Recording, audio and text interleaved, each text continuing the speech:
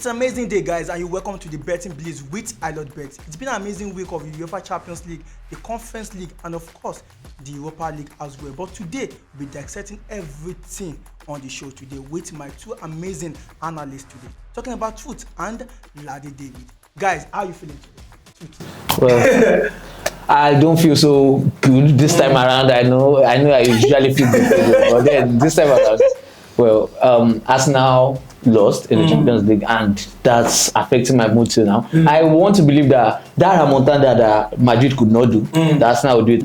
Let's see what happens. Ladi David, you smiling? What's up? Well, for winning team, no win. No. Man,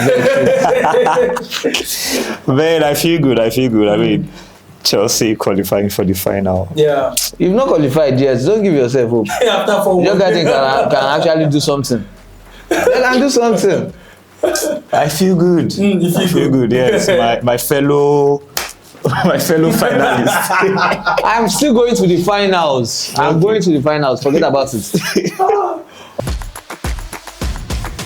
UEFA Champions League, the semi-final of the Champions League will start Tuesday 2nd as Paris Saint-Germain will be hosting Arsenal at Parc des Princes, and on Wednesday 3rd, Barcelona will be facing Inter Milan. Inter Milan will be at home as the San Siro Stadium is going to be a tricky encounter in that particular match.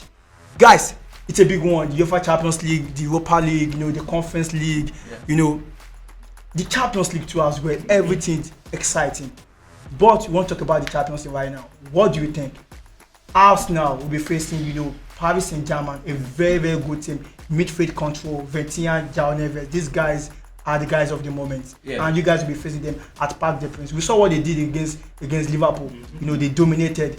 Will this happen against you guys? Will you guys shock the world by coming back after you guys have been defeated at Emirates? At the Emirates, you saw that they had the midfield, and I think they controlled most of the midfield. Let's not be biased. They controlled most of the midfield, and they were good up front.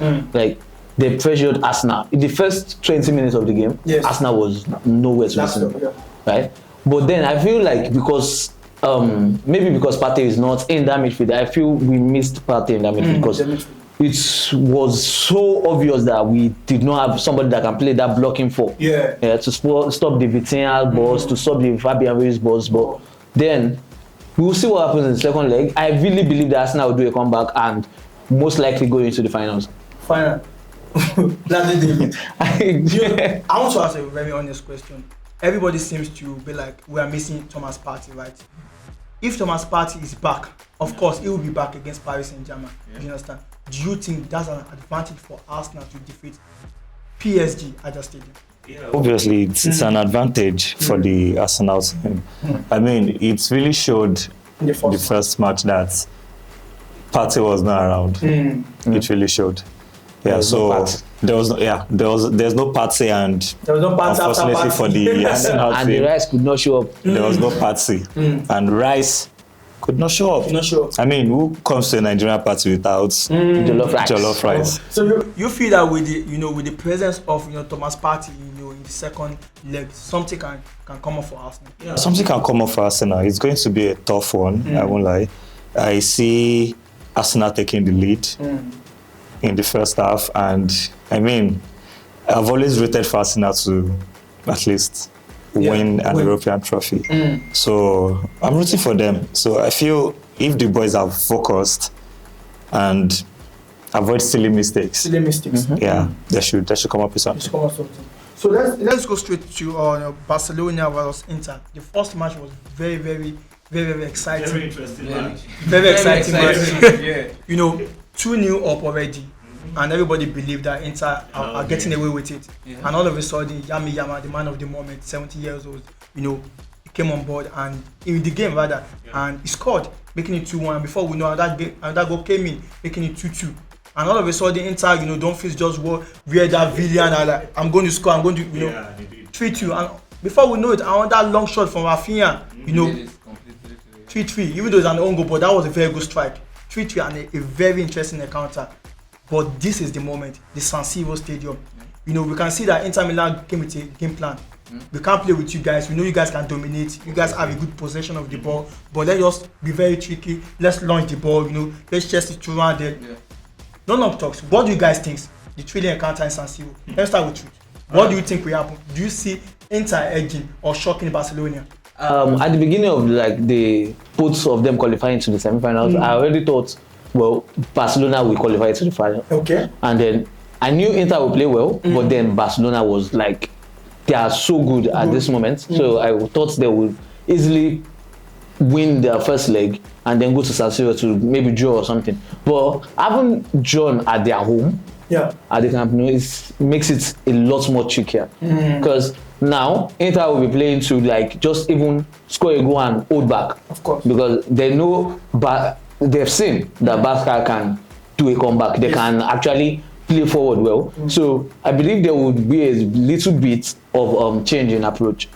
They will start the match going forward and trying to get that first goal like they did at Camp Nou. And if they can get maybe a first goal and a second goal, luckily, I believe they will sit back and try to just hold on to that pressure and find a way to stop Yamal, because that boy is amazing. He's on fire. Yeah, he's amazing. So I still want to root for Barcelona to qualify, but it's trickier now.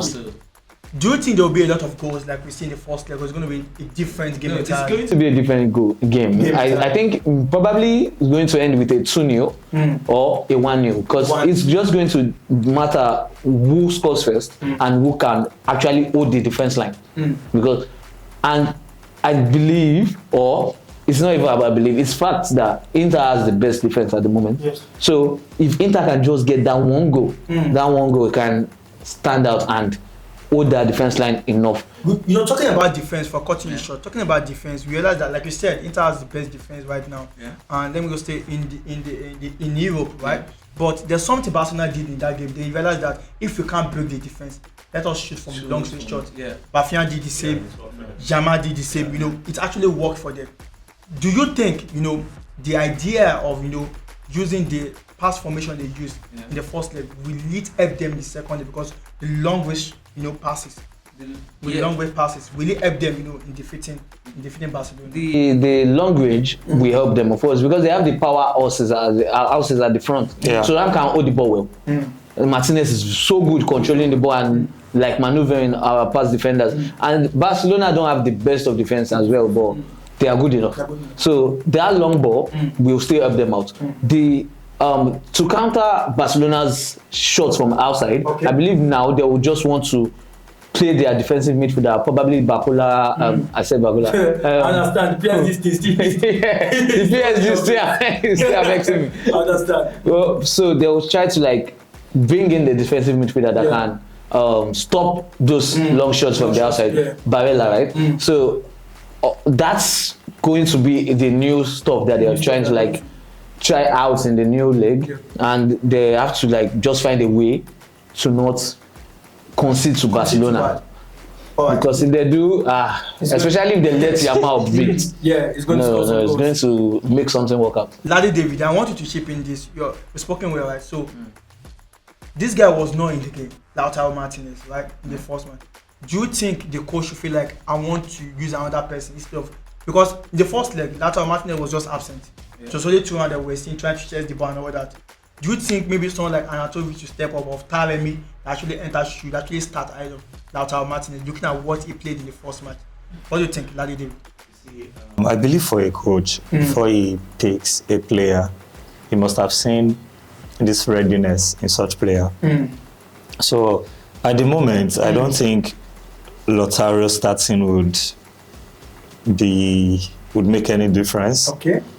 I mean, doesn't look he literally went off. But you can have an off day now. Yeah, obviously can have an off day, but qualifiers. You have to be your body, your soul, your spirit, everything has to be in the game. Not the right time for you to have your off days. Exactly, not the right time for you to have your off days. But if there's someone else who can step in, why not? Put him and let him perform. All right.